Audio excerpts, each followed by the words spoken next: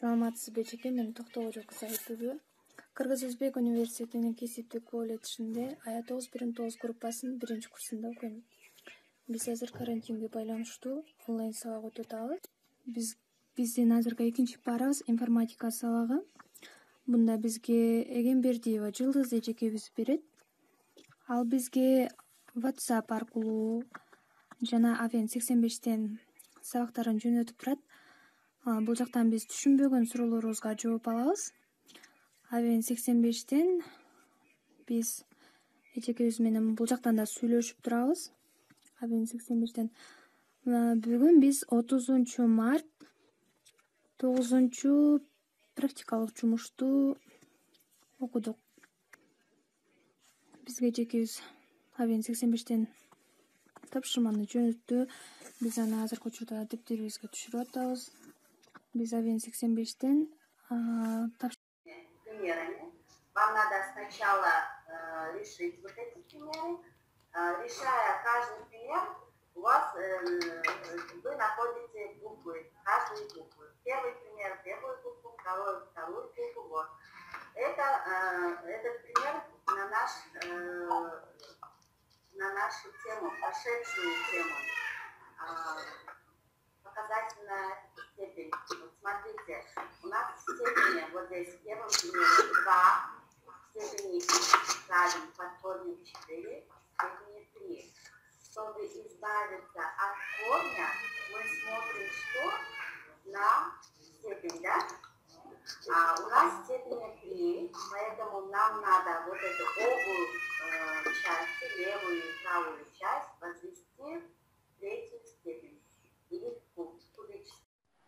Саламатсыздарбы, урматтуу Кыргыз-Өзбек университетинин жалпы мугалимдер жамааты. Мен Кыргыз-Өзбек университетинин кесиптик колледжинин АЯ919 тайпасынын студенти Камилова Мадина. Бардыгыңыздарга белгилүү болгондой эле, Кыргызстан коронавирус илдетине чалдыкканына байланыштуу бардык мектеп окуу жайлары жана жогорку окуу жайлары убактынчалык карантинге жабуу чечими кабыл алынган. Бирок ошого карабастан биз өз окуу процессибизди онлайн түрүндө улантып келе жатабыз. Жана бүгүн 31 март күнү информатика сабагынан онлайн окуу болуп өттү. Жооптуу окутуучу Эгембердиева Жылдыз эжеке. Эртең менен 1-парада информатика сабагын өттүк. Жана ал жерде түшүнбөгөн суроолорубузду берип, суроолорубузга жооп ала алдык. Бул жакта Эгембердиева Жылдыз эжекеден тапшырма келди. Практикалык жумуш номер 9. Саламатсыздарбы, мен Тойра 9118 группасынын замстарты болом.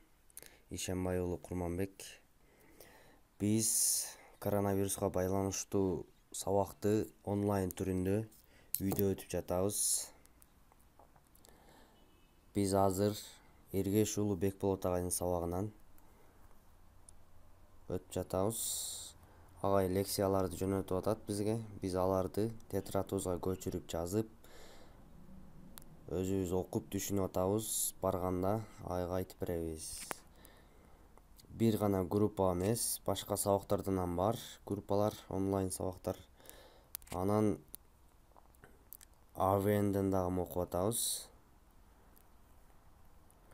Авен 85 эжекелер тапшырмаларды жөнөтөт, сабактар болуп атат. Өзүңүздөр көргөндөй эле Бекболот агайдын сабагын өтүп атабыз азыркы учурда. Кыйынчылык да жок. Саламатсыздарбы? Мен Кыргыз-Өзбек университетинин кесиптик колледжинин мектеп бирикмесинин окутуучусу Шарипов Тунис Латипович. Бүгүн расписание боюнча Тойра 918 тайпасына электротехника жана электроника сабагынын лабораториялык жумушу экен. Лабораториялык жумуштун номеру 3, анын аталышы ЭДС и внутреннее сопротивление источника постоянного тока, закон Ома для полной цепи деген аталышта. Азыр мына Авен 85 программасы аркылуу мен тайпага мына жөнөттүм. Ал жумуш мына начало электроники деген ушу компьютердеги программа аркылуу аткарылат. Мына мультиметрлердин жардамы аркылуу ушу азыр өлчөнгөн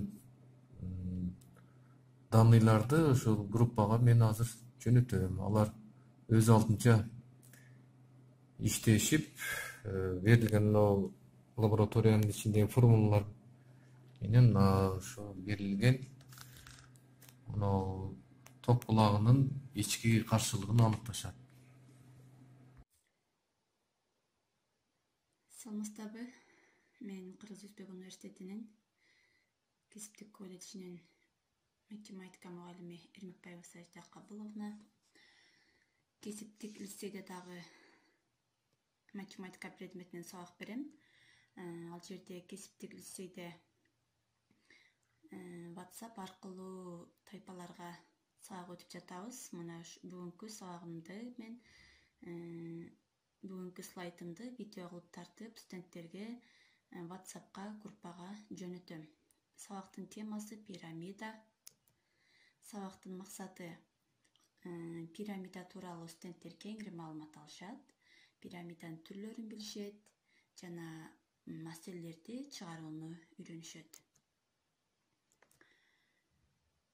Пирамида бул көп бурчтуктан жана жалпы чокулуу 3 бурчтуктардан турат.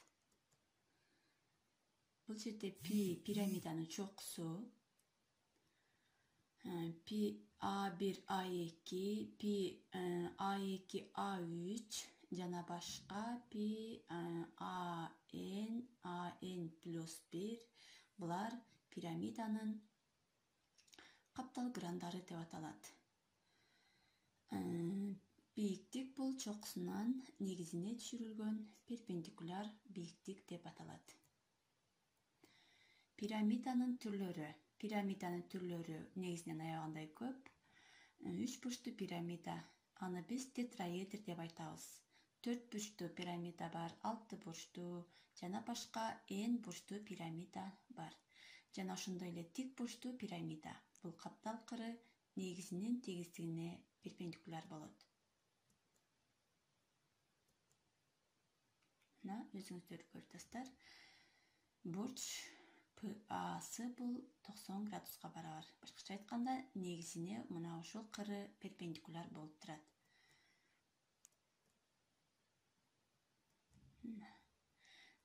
Жана ошондой эле кесилген пирамида дагы бар. Биз кесилген пирамиданы экинчи бир тегиздик менен пирамиданы кесип алабыз.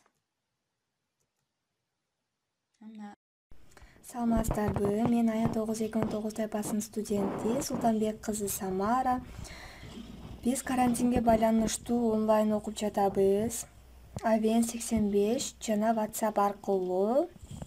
Бүгүн 1 пара информатика парасы эле. Бүгүн 31 март информатика парасынан Эгембердиева Жылдыз Эжекке өтөт. Биз Авен аркылуу байланышып сабактарды өтүп жатабыз. Эжекебиз бизге тапшырманы жөнөттү. Бүгүн практикалык жумуш номер 9 өтөбүз. Биз аны азырынча конспект кылып дистратибызга жазабыз. Кайра эле окуу ачылып, колледжге барганыбызда практика жүзүндө аны компьютерде аткарып беребиз.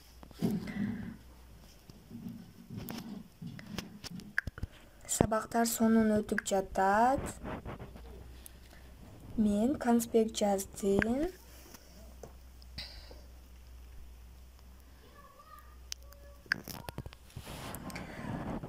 Авен аркылуу болсо дагы көңүлдөгүдөй өтүп жатат.